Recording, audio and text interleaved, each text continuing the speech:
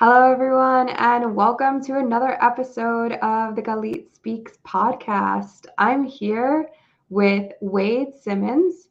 He was born and raised in Chicago.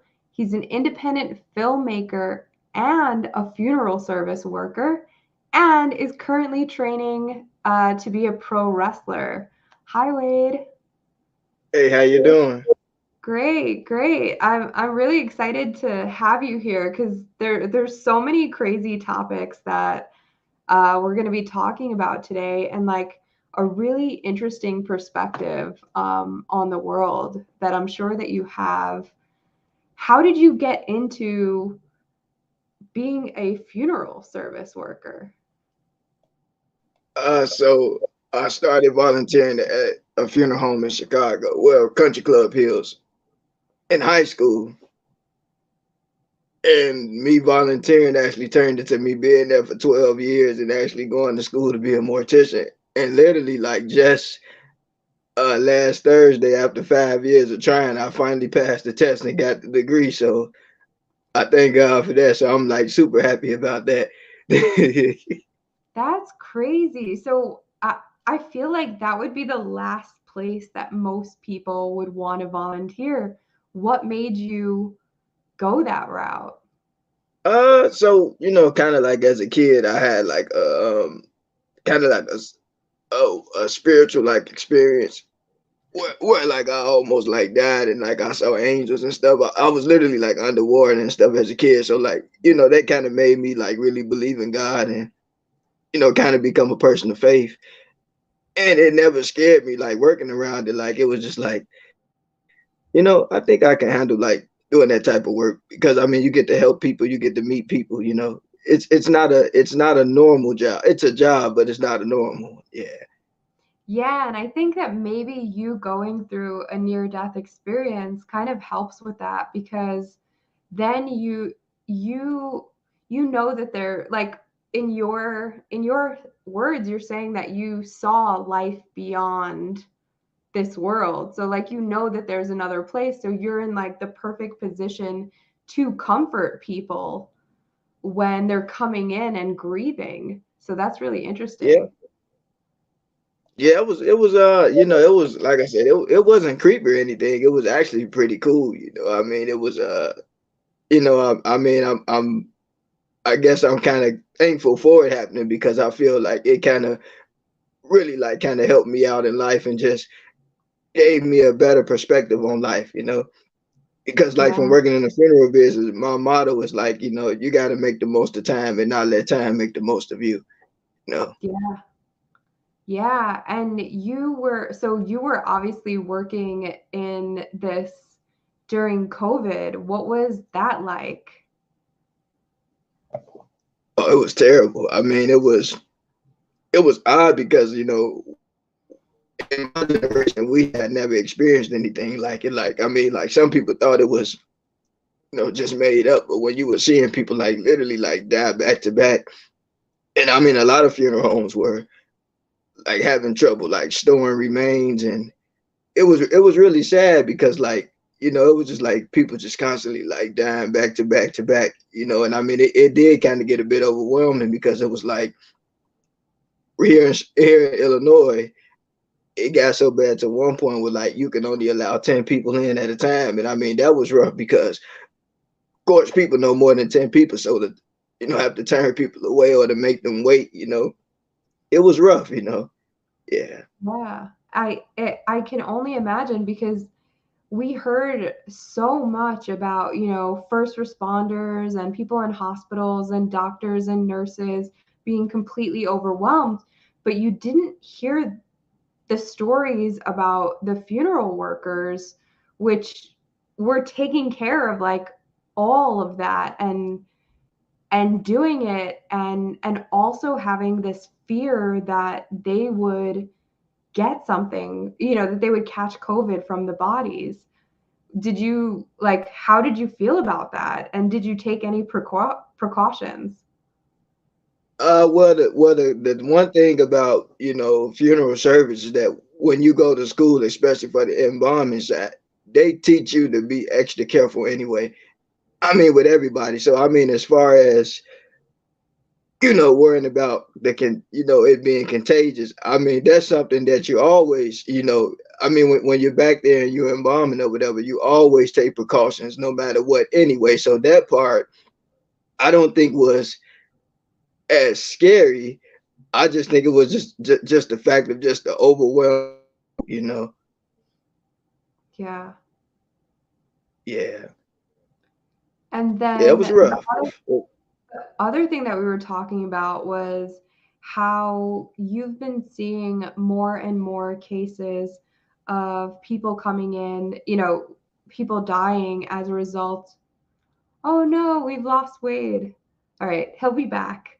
But we're going to be talking about like some topics about, Wade having seen a lot of people coming in as victims of domestic violence and how that has changed and shifted over the last couple of years. So I hope that he can make it back in the room. Um, yeah, it's so crazy to me to think about. Like I will say, like, this whole pandemic, I have definitely thought about the the doctors and the nurses and the first responders, and I didn't really think about the toll that it takes on people in funeral services who are just seeing like this incredible soar in the number of bodies that they're handling. Oh, Wade is back. Hi, you're back. Hey, how you doing? So I don't know what happened. We got disconnected, but I mean, it happens. Yeah, Technology, right? yeah, exactly. Don't worry. It happens. Internet kicks you off. It is what it is. But it's so cool that we still get to do this, and I would never be able to speak to you otherwise because we are Yeah, so that's far true, away. bro. Yeah, pros and cons to everything. So I wanted to ask you, like, one of the things that you were saying to me, which is why I really wanted to have you on, is that, since COVID and over the last couple of years, you've seen an influx of victims of domestic violence, and how do you deal with that, and how do you, like, can you tell right away? How do you know?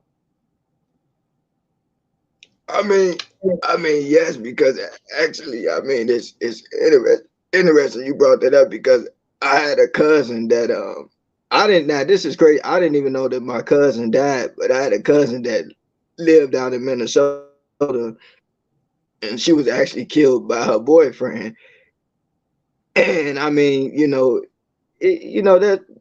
that's rough to happen to anybody, but I've noticed like that, we've been seeing a lot of like lately domestic cases of like a boyfriend killing a girlfriend, or a girlfriend hurting somebody else, or another couple hurting each other. Like, I mean, for some reason I think it's something that always kind of been around, but I think like lately, for whatever reason, we're seeing it a lot more. And yeah, it is sad because like, people look for love to find, hopefully happiness and somebody to be with. But, uh, unfortunately for a lot of people, it kind of ends up turning into something different. But I think that that's where, from being somebody that works on the side of it, where you see people lose their life, it's like, when you see things like that or you see red flags, it's kind of better to kind of like get away from it. Yeah, it's because it's not worth anybody losing their life. Yeah, and so when you take in, uh, what do you call them? A body? Like, I don't even know the proper term. Like, when a new body comes in, do you find out their life story and what happened? A lot of times you actually do because sometimes, in the state of Illinois, we have what's called crime victims. And so if it's a crime victim, the state of Illinois would pay for it. Okay. And so they have to investigate these things. But yeah, but you're definitely seeing a lot of, like relationships, people kind of like losing their life, and this. And and now my thing is like it's really sad because you don't hurt nobody that you love. You know what I'm saying? Like, I get it sometimes, people go through things or whatever, but again, if you're dating anybody, things like that, or married, you should keep your hands to yourself. You know what I'm saying? Like it's not, I mean, to me, if somebody tell me that they love me and they, acting out violently or something to me, I get away from them. You know what I'm saying? I mean, the first time it happens, I think that's the best time to get away. Yeah. Because sometimes one time turns into two, and then before you know it, somebody ends up getting hurt, and then it often ends in a tragedy. Yeah, and it's crazy because being so I grew up in a domestic violence situation where my dad was the abuser, and the problem is that by the time that you know they hit you, there's so much that has gone into it mentally and emotionally Yeah, breaking you down that it's very hard to just like walk away or disconnect. It took my mom so many years before yeah, she was able to get out, and it took really I'll tell you my story. Like it took me telling my mother, we if we don't get out by the time that I'm 16, he's either going to kill us or I'm going to kill myself. And that was like yeah, that was the end for her. And we got out. I had just turned 13 when we left. So yeah, it's a crazy thing. And I think that the last couple of years, just the stress and the fact that people have been like locked up with their abusers yeah, for long periods of time, it just like breeds this environment where it's it just like leads to more violence yeah, and more significant violence where there could be, someone might die. yeah. And I mean, it's really bad because like you never know what people going through. Like because I remember a while ago there was a case where there was a young guy, and this wasn't at my establishment, but just from talking to to other friends or whatever. But young guy, really cool guy, from what people knew of him. But he actually got killed by his girlfriend, but because he was allegedly beating her, so it was self defense. And I mean, it's just kind of like one of them things, like like I mean, it's never okay to put your hands on anybody. I mean, if you love somebody, you don't hurt people you love. You know, Yeah, I think that's a it's message just that we it's that sad. hear. Yeah. Yeah, but I mean, you're right. Like we're seeing it more and more and more and more, and it's like it's just becoming. I mean, again, it's been around, but we're seeing a lot more of it. Maybe because of social media and more people coming forward about it. But I mean, this is a problem that could be fixed if people just stop doing it. Yeah. And ultimately I think the biggest issue is like that mental health is not a priority in America, and like Yeah, it's not given the same type of respect because a lot of these issues stem from, them, the abuser being abused in childhood and then continuing on that cycle. And if we get people help early on and we get them yeah, talking to someone and we get them to, work through the stuff that they saw in their childhood, we would have a different kind of society. And I know that that is completely true for me.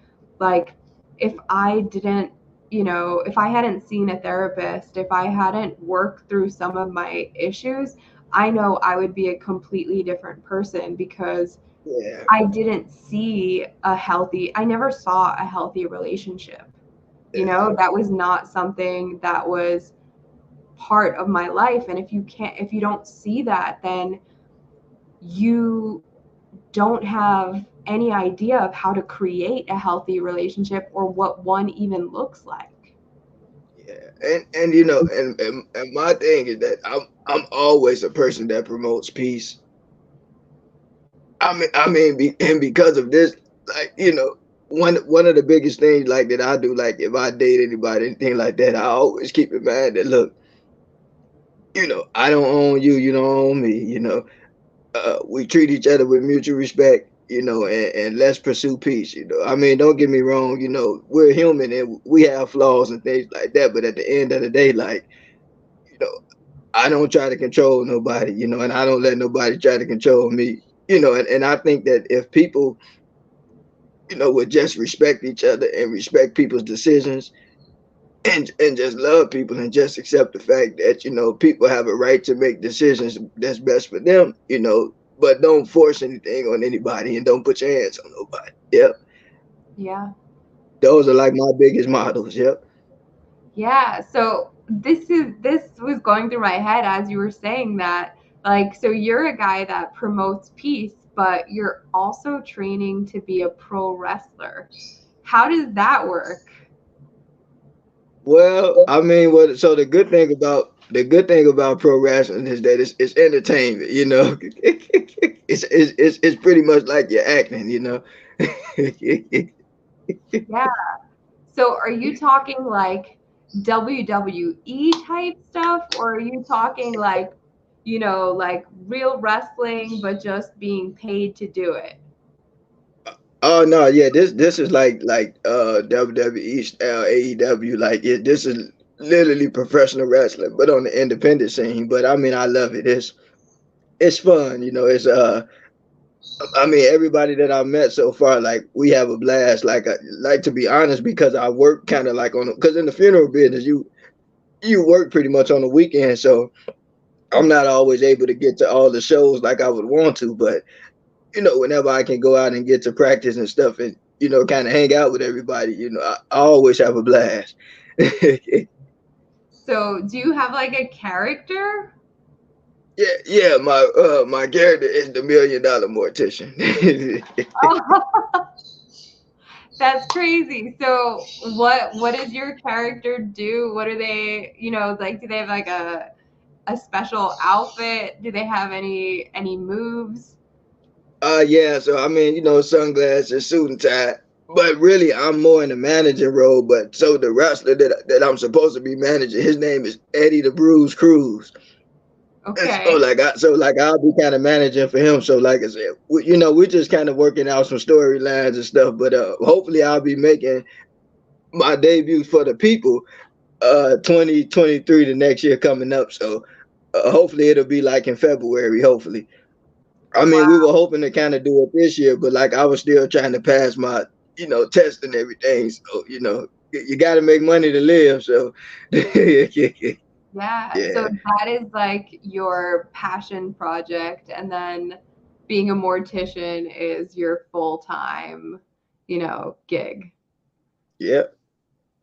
And so what do you plan on doing? Do you plan on do you work for a funeral home? Is that where you plan on being, or do you want to start something on your own? Like what's Oh your no, oh no, no, oh no. Now to be honest with you, now shout out to anybody that owns a funeral home. It's one of the most stressful things you can do. Like, you know, I thank God for people who own them. I know like people may think certain things about them, but from where I work, and God bless the people I work for, because like to be honest with you, like you know, the things that you go through to like, you know, make sure everything is perfect and run smooth. It's a lot, you know. So a lot of people think it's just a money making business. And I mean, you know, don't get me wrong. Like, you know, there are funeral directors and morticians that do make good money, but the things that you go through, like, you have to really love that job because if you don't, I mean, you probably run away from it.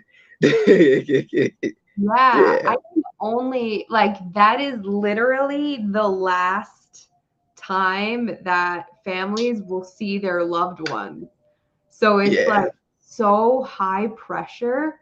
And like I've been seeing a few reality shows kind of come out on different like morticians businesses, and I've yeah. like watching a little bit just because, like I'm curious about what happens behind the scenes. And it seems like a really stressful job, right? You got to like make this person look like as close to Mhm.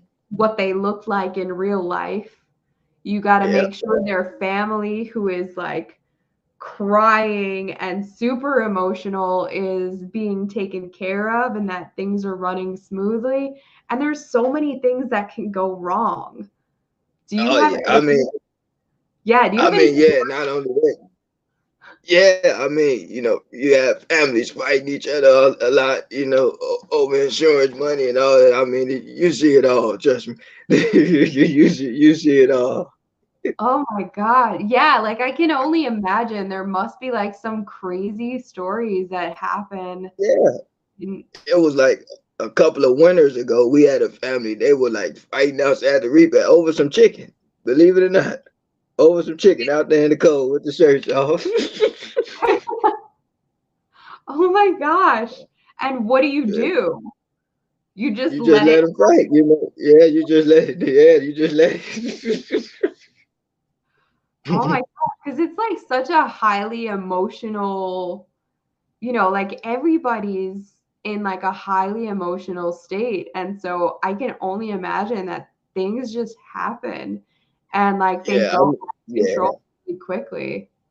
Oh yeah, you see a lot of it, but there was one particular interesting day I'll never forget. This was years ago. We had a service for like the same day. It was three services literally back to back for like some guys that were like in a band. So instead of it being like a traditional funeral where they sing like Amazing Grace and all that stuff, they had like an actual band come in for three different services, and it was pretty cool because it was just something totally different. I had never seen nothing like that before. I Yeah. thought that was pretty cool. Like, they had a live band and everything. It was nice. Yeah. Do you see So a lot of like different services? Like, do people, because I always talk about people like saying, I don't want anyone to be crying. I want everybody to be celebrating, when I pass. Do you see that happening, or is it usually people like just upset? no, like, there are some funerals that are definitely like more uplifting than sad. Like there was one African service. Like they were literally like dancing in the chapel. I started going there and dance with them. They were having a good time. They like, so everybody like celebrates different. I mean, Yeah. there are definitely some that were like really, really sad, but I mean, there are some that like people really do celebrate. Yeah. Yeah, Yeah. it's a really interesting job. Like it gives you a very more realistic perspective on life. But like I tell people, like I don't take the sad part with it. Like I take when I walk out of them doors, I'll be like super happy. Like it motivates me to do everything I want to do while I have time. Yeah. You do a lot of Yeah. stuff. So, how did you get into, because another thing that you do is filmmaking. How did you get into that?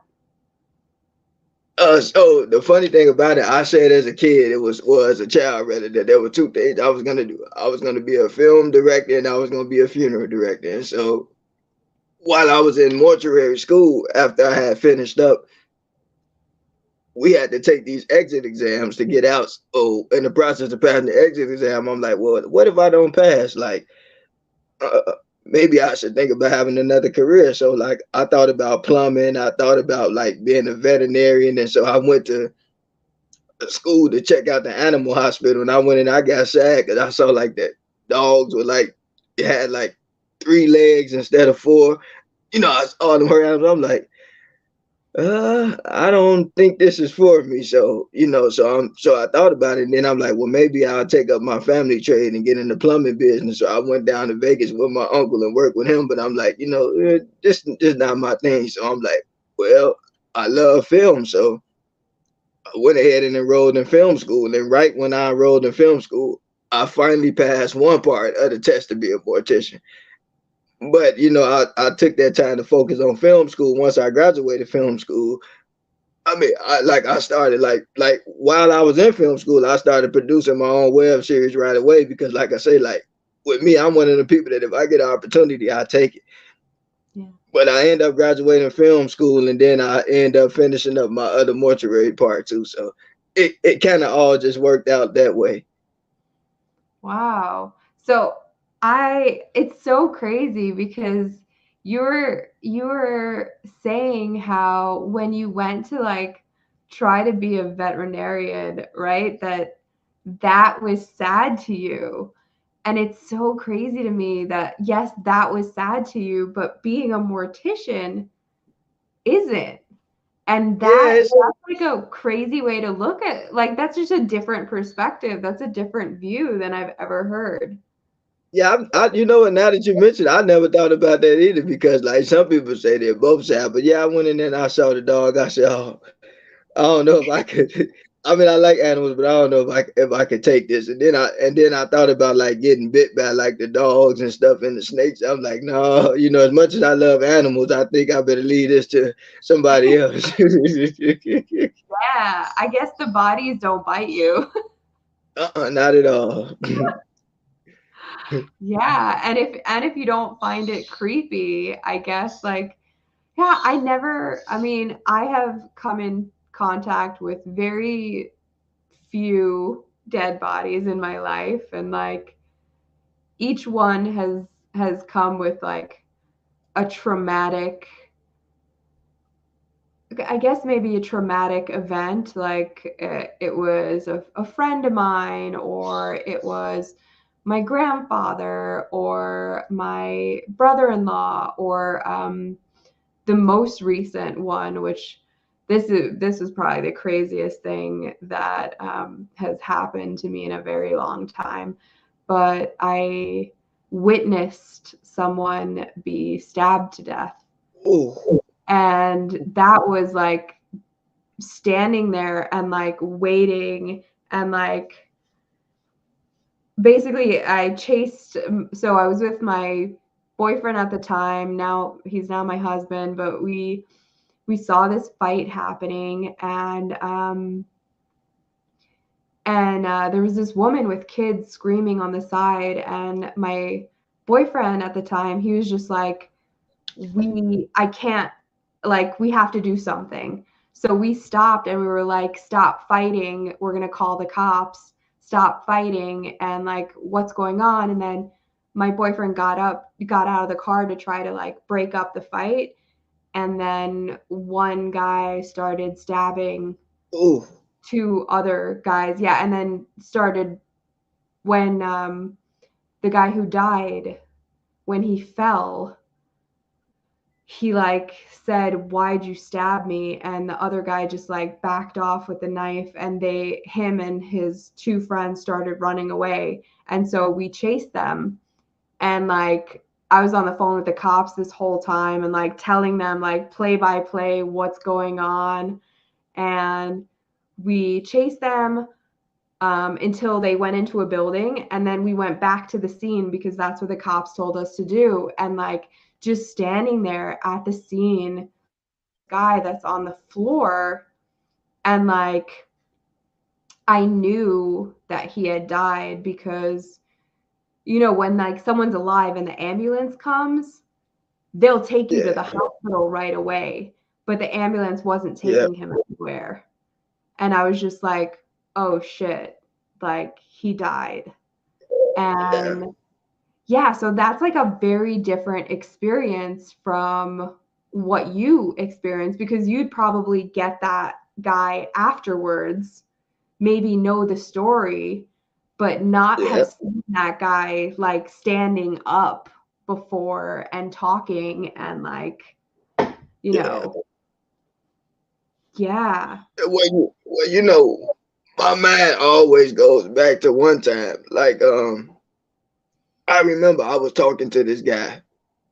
I never forget it. His last name was McDade, and we did a service for his mother. I think it was like 3 weeks later. I was rolling the casket in the chapel, and I opened it up. It was the guy that I was talking to. Oh my gosh. Yeah. Mm. Yep. What went through your head? I was just shocked because I was like, I was literally like just talking to this guy like a couple of weeks ago, Yeah, it was just crazy. Yeah. Yeah. But what happened was I think they said that the day of his mom's service, he had like a brain aneurysm, and they said that he went to the hospital and never came home from that. Yeah. Yeah, if I remember correctly, that's what they said. Does that Yeah. happen? Does that happen a lot where you see like various family members over the years? Yeah, we had I remember one time while the funeral was going on, one of their other family members died. Like literally while the funeral was going on. Yeah, you see a lot. Yeah, you see a whole lot. Yeah. Yeah. Any that's why anything that I want to do in life, like I do it, like I go for it. Like I don't hesitate, I pray about it, talk to God about it, and I go for it. Like I don't hesitate. Yeah. So what are the things that you're going for right now? So like right now I'm just trying to like grow my web series, focusing on getting fully licensed and things like that. But I mean, taking life one day at a time. But yeah, just kind of focusing more on those two things. And then as far as wrestling, I do it as a hobby. Yeah. And what's your web series about? My web series is called Love Always Wins. It's you don't have to take it serious, but it's like just like a little short romantic family friendly comedy that I made up. Oh, Yeah. that's really cool. So how did you start that? Believe it or not, I started writing the first script when I was in school to be a mortician. Like because we had this one teacher, like I shouldn't be telling on myself, but he was teaching like anatomy, and he's a very knowledgeable guy, but like he kind of put me to sleep a little bit. Maybe that's why I had a little trouble with science, but so I was in the back of the class just writing scripts. Wow. And then who stars in it? Is it like something that you do with friends or do you star in it? Oh, this is the funny thing. So I use a combination of actors, friends, and family. Now, originally I wasn't supposed to star in it. One of my friends from film school who wanted to be an actor wanted to star in it. I was more like the guy that wanted to be behind the camera. But what happened was something came up and he couldn't make it, and I had to pay everybody for being there. So I'm like, you know what? They like, wait, well, since it's you, why don't you just do the part? So I did the part, and I just kept doing it ever since. Wow. So So I what work with actors and family and friends. I use some of everybody. yeah, and so it's called Love Always Wins and Yeah. what's the story? Also, basically, it's just like it's kind of like loosely based off me. Basically, like it's nothing serious, but it's like I have a girlfriend in the show named Zuri, and really originally what it was supposed to be about is like how I work in the funeral business. It was like my character was like trying to date this girl, but she was kind of hesitant and living life, and like she was kind of like always kind of like not right now, like I'm focusing on other things, like I don't know if this is what I want. But my character who worked in the funeral business was more like he knows what he wanted in life, and he was kind of trying to show this girl like how whatever you want in life, even if it wasn't me, you should go for it while God give you the chance, while you have the time. So it kind of stemmed from that, but it became something totally different.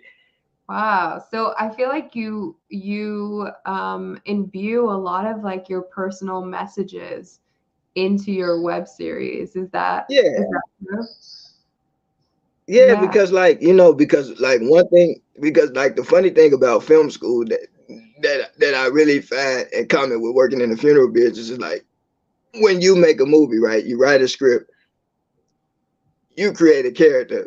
When you make a movie and you create a character, you have to have a purpose for that character. That character has to go through things, has to have obstacles, and it kind of helps you build your story to a greater purpose. So, because every movie has a purpose, and so from like I look at that as like like with the funeral business, right? Like you look at life, life is like a movie. Like we all have a purpose, maybe we don't always understand what it is, but we're not here for no reason. Like we all have a reason for being here. We all have something that we can, give this world, but we have to tap into it. Yeah. Yeah. So I'm curious, like, do you ever use things that happen in your day job in your web series? Like, does something crazy ever happen and you're like, oh, I need to write a script out Oh of it? no. Oh no. No. I don't want to get closed down. We don't want to get closed down. So no. Is that how it is? Like, I have no idea how funeral service works. Is it like everything is private and Well, I you wouldn't say that, but but really, well, but now that I got the web series going, I kind of steered more away from the funeral thing, being involved with it, and I kind of made it more just about general life stuff, like nothing to be taken serious. Yeah, yeah, because because sometimes. like I want to know like the crazy stories. Like I that's what I would want to see. I'm like I want to know when people are outside fighting over chicken. Like Yeah, I mean, yeah, I remember this one time though. I'll never forget it. This lady came in, and she was the guy's ex-wife or whatever. And I couldn't believe what she said to me because she was like, that's my ex-husband and he looks better dead. I was like, oh my God, like, why would you say that? That's what she said. I mean, I guess that's kudos to you because are you the one that does like you No, don't do the makeup and stuff? not that, but I mean, I don't think that was still nice to say, like, like her motive for saying that wasn't nice. So what's the process? Like what's your job as a mortician? Like when the body comes in, like what do you do?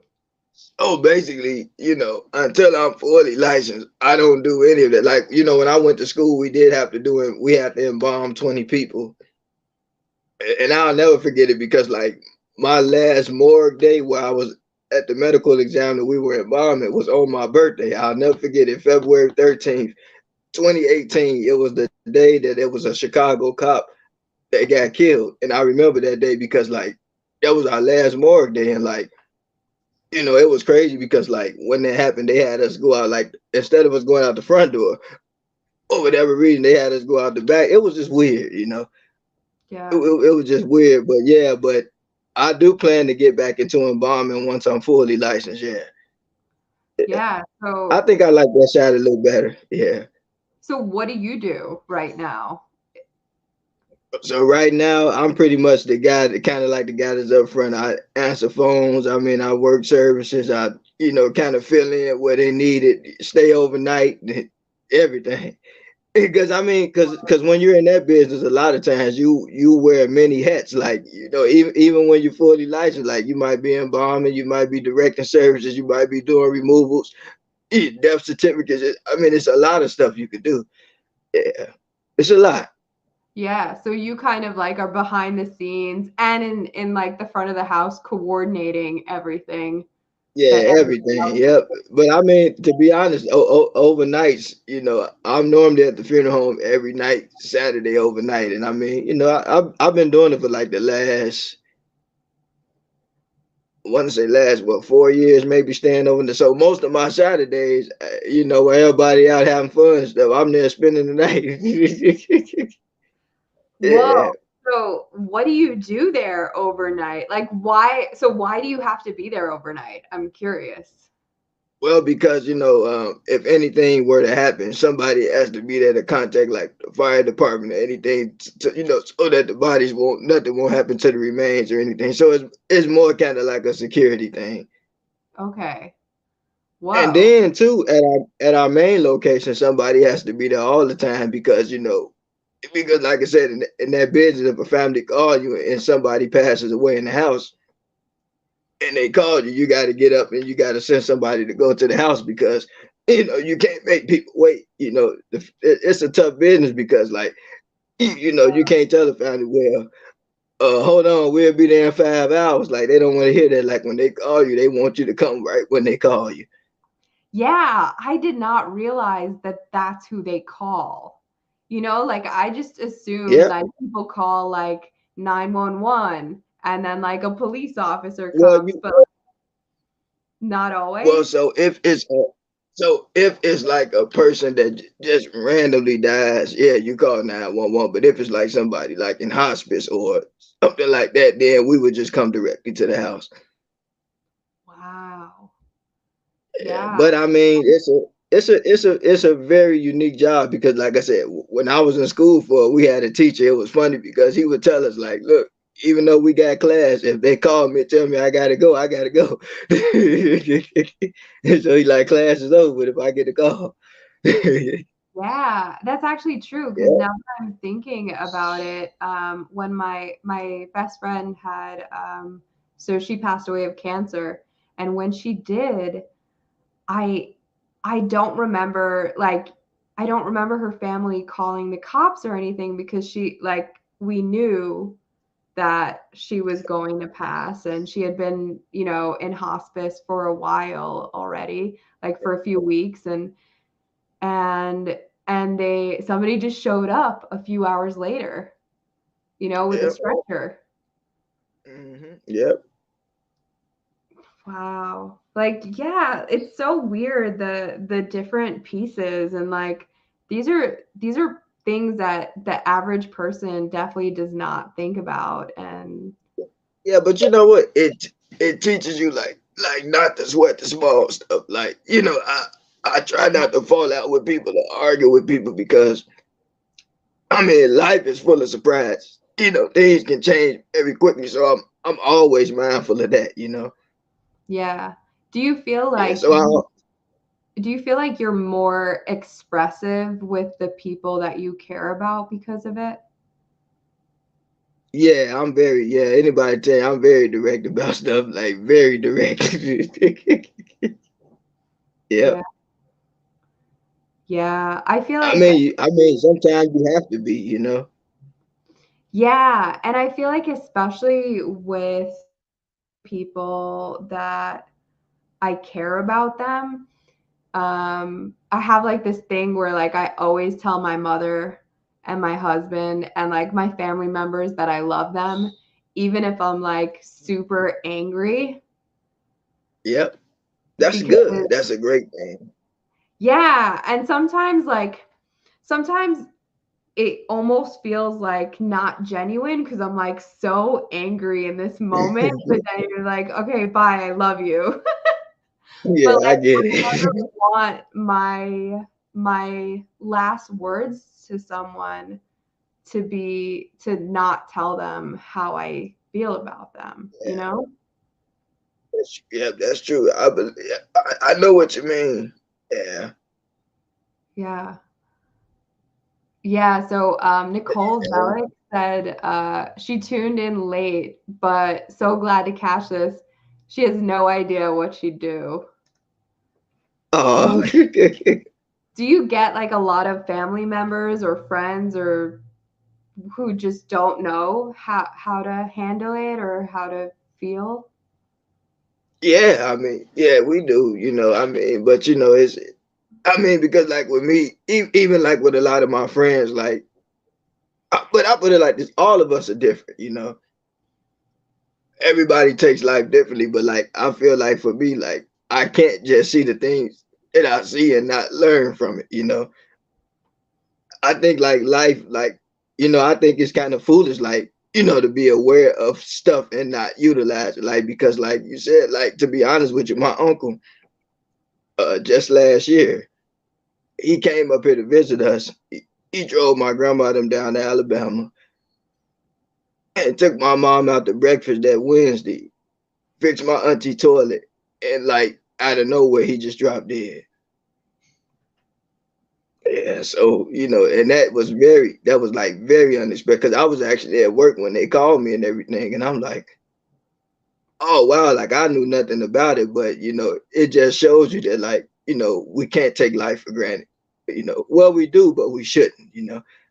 I mean, every moment that you can cherish with people, you should appreciate it. Like even like when you help, like when I help, some of the older people that God has put in my life. Like sometimes I'll be like, I'm ready to go, I'm ready to go, but then I stop and think like, whenever you're around somebody, whether they're young or old, anybody, like appreciate those moments, and Yeah. don't take anything for granted. Yeah. Yeah. Nicole says, I can't even fathom the amount of trauma that'd be going on and what processing power my brain would have in the heat of the moment. Yeah, Yeah. I totally get that too. Yeah, I know what you mean. Yeah. Yeah, but I mean, I feel like it's a valuable lesson to like to have though. Yeah, I think honestly that the fact that life is short is what makes it precious, right? If we Yep. live forever, then there would be like endless amount of time to accomplish everything, and endless amount of time, and like the individual moments wouldn't be as special. And I Yep, think that's true. we the average person just learns that so late, and sometimes too late to actually fully take advantage of it. Yeah, and but it makes you wonder like how interesting life is because like my great great grandmother lived to be like 94. And then I knew another sister from the church I grew up at. We call her Mother Martin. She always said, I'm gonna live to be 100. Then she lived to be 100. And then her husband lived to be like 90. But it just makes you wonder, like some people live to be 90, some people live to be 100, some people live to be two, some people live to be three. Like it just kind of makes you really, like put life in perspective. Yeah, you don't know how much time you're going to have, so it doesn't make sense to waste it Yeah, in doing things that don't make you happy, or yeah. waste it with the wrong people. Yeah, absolutely. Yeah, I'm like I said, I'm very intentional. But again, they go back to filmmaking. They teach you the intention. So I live life with intention. Yeah. That's actually one of my favorite words. So I besides doing this podcast, I have a full-time business that I own. And one of the things that I do in that business is I'm a financial wellness coach. And that's like one of my favorite words is intention. So you can be intentional with everything. And I just teach people, in that business, like how to be intentional with money. And I do it from a viewpoint of like, I want you to spend the money on the things that matter, the things that are truly Yep. important. So it goes into every aspect of your life. Like that word is so powerful because when you do something with intention, it's not controlling you. Nothing else is controlling you. You are controlling your destiny, and you are controlling, the outcome. That's true. Yep. You're right about that. Yep. I agree. Yeah. Oh, Yeah, well, it's good. It's good. Yeah, it's good to live with purpose. Yep. yeah. Absolutely. Yeah, it seems like such an easy concept, and it also is like one of the hardest things to do. Yeah, that's true. Because I mean, 'cause life it's like a journey. We don't always know what's gonna happen. Sometimes we get setbacks and stuff. Yeah. Yeah. But I feel like it all works out though. Yeah, I think I'm also a big believer is that if you trust in the universe and you trust in yourself, and you remain a good person, and you honestly genuinely do your best to do good, like it will work out. It might not be exactly Yep. what you thought it was going to be. Like, I'm sure your journey is not what you imagined. It probably took a lot of, well, it definitely did take a lot of twists and turns. And now you have like multiple professions happening. but like it Yeah, worked you out know, for yeah. you. Yeah, you know what? And it's funny you say that because, like, again, I feel like everything really does happen for a reason. Because, like, even like I was telling you about my voice situation, like how over time I developed spasmodic dysphonia, which is a rare disorder where, like, if you are sad or you're anxious or nervous, your voice strains. But then if you're happy and excited, my voice is normal. And it's like, like to me, some people are like, man, that's bad. It happened. But like, I look at it like, no, it just give me an excuse to be happy now. Yep. And I think it's so hard for like, I feel like for the average person, it's so hard for them to know what they're feeling. And like your voice actually tells you how you're feeling, which is kind of really crazy. And like it's like a view into your own emotions. Yep. Yeah. But I mean, I'm learning to live with it. I mean, it's cool. How has that affected your life? It has really had because I'm a talker. Like I'll talk your ear off, to be honest. But I mean, like I said, I'm living with it. It's rough sometimes though, but it'll be okay. Yeah, did it when so have you always had that or did it No, develop? not it developed over time. Like I think like right when I went to film school, like kind of like somewhere in between when I was there, my voice started to change. But I believe that it was due to stress. Yeah. Yeah, Yeah. I totally believe that because stress can wreak havoc on your body and just changes neural pathways and Yep. But yeah, because Nick, and this is it is one of them is like neurological. Mine is more muscle tension though. But yeah, but again, it's still same difference to me. I mean, it came from stress. yeah, that's really intense. And have so how have other people reacted to it? Oh, they're like, man, what happened to your voice? I'm like, well, life.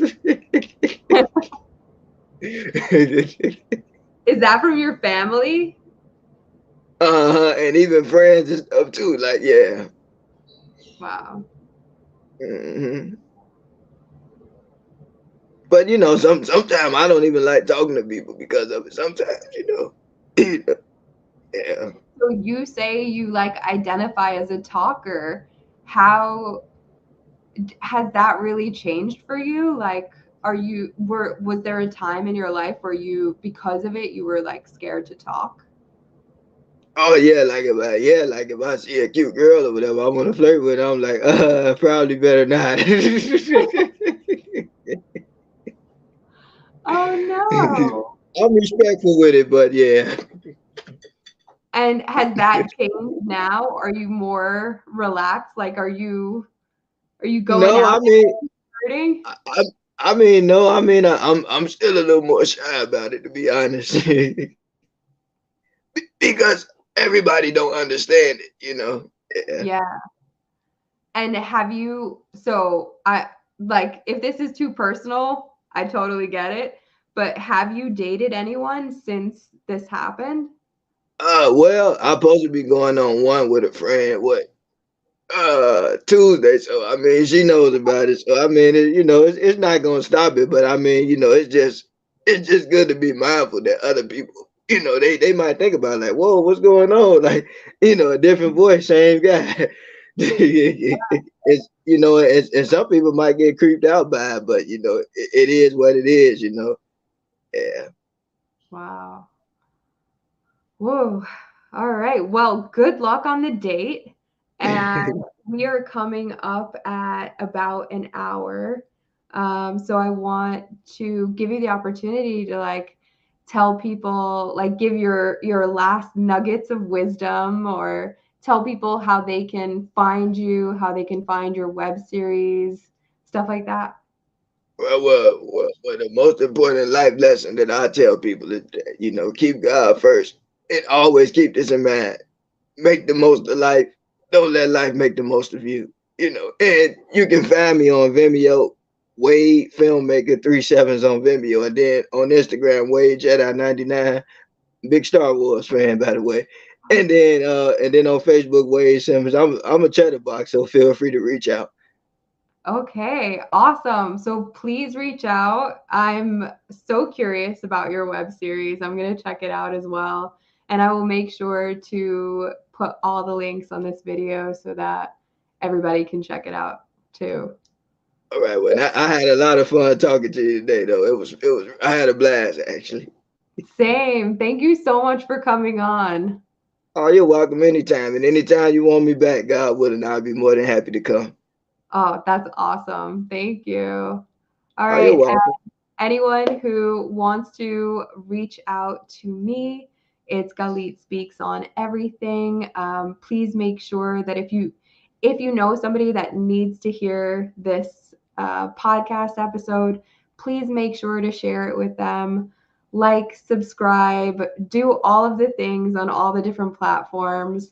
Wherever you're hearing this, please make sure that it gets out, so everybody can go check out Wade's web series. All right. Bye. Bye, See everyone. you.